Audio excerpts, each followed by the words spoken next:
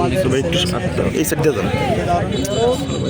কারণ এই যে কিশোর গ্যাং দিয়ে তারা এগুলি করতেছে, এটা ভালো কিনা আমি জানি না।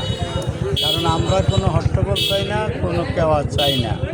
ওরা যে কজন ছিল কিশোর গ্যাং সহ মাংস পাওয়া যেত না যদি আমাদের লোকজন হাত ধরত। আমরা নিষেধ করেছি এটা করো না। তাই আপনাদের মাধ্যমে আইনশৃঙ্খলা বাহিনীও ছিল, ওনারা দেখেছেন এগুলি আমাদের পূর্ব নির্ধারিত পথসভা, ওনারা দেখেছেন। আশা রাখি ওনারা তদন্তপূর্বক এদের বিরুদ্ধে ব্যবস্থা নেবেন।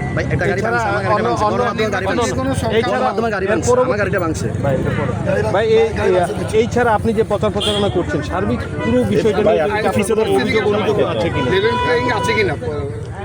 আমি লেভেল প্লেইং ফিল্ড আমি দেখি, আমি বলবো না যে নাই, তবে কিছু কিছু বিশৃঙ্খলা করতেছে আমাদের আসলে জনপ্রিয়তা দেখে, সাধারণ মানুষের জোয়ার দেখে। তবে এগুলি সামান্য। এখন আমাদের নেতাকর্মীরা যদি হাত ধরে তাহলে এখানে রক্তারক্তি হবে, এটা আমরা পছন্দ করি না। তাই আমি বলবো যারা এখন আমাদের পাশে দিয়ে এই যে ধানের শীষ উত্তেজিত করেছে, এটা কতটুকু আইনসঙ্গত আমি জানি না। এবং ওনাদের নেতাকেও বলবো এটা হস্তক্ষেপ করতে, এবং আইন শৃঙ্খলাকে বলবো হস্তক্ষেপ করতে। তাহলে ফরিদগঞ্জ ঠান্ডা হয়ে যাবে। এবং এই কিশোর গ্যাং বা যারা এগুলি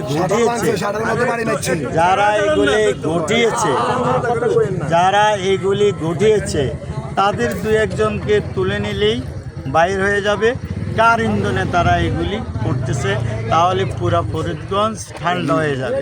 আপনারা শুনছেন শাটার ভেঙছে, আমাদের মোটরসাইকেল ওই যে সাংবাদিকদের গণমাধ্যমের মোটরসাইকেল ভাঙছে।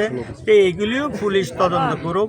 আমি যেটা দেখি নাই এটা আমি বলবো না যে এটা আমি দেখেছি, তবে তারা যে উত্তেজিত এটা আমি দেখেছি। এই জন্য আমি আমরা কিন্তু সামনেই আসতাম, আমি কিন্তু এগিয়ে গিয়েছি। আমি অন্তত বিশ্বাস করি, তবে কিশোর গ্যাংকে আমি বিশ্বাস করি না। যদি মুরব্বী কেউ থাকে তারা অন্তত আমাকে দেখলে চলে যাবে। তৎকালীন আওয়ামী লীগ সরকারের আমলেও আমাকে দেখার পর কিন্তু চলে গেছে সম্মান করে, কারণ আমি বিশৃঙ্খলা পছন্দ করি না, কারো বিরুদ্ধে কিছু আমি বলি না। তাই প্রশাসনকে করব, নির্বাচনের আর খুব বেশি সময় নেই, এই নির্বাচনের সময় আর বেশি নেই।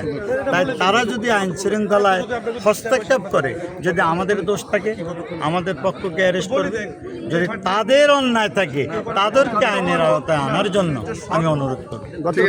প্রশাসনকে অবহিত করেছি, গতকালকে প্রশাসনকে ইউনো মহোদয় এবং আর্মিকে আরিফিন সাহেবকে আমরা জানাইছি যে এই ধরনের একটা সম্ভাবনা আছে, তারা আমাদের প্রোগ্রামে আক্রমণ করতে পারে।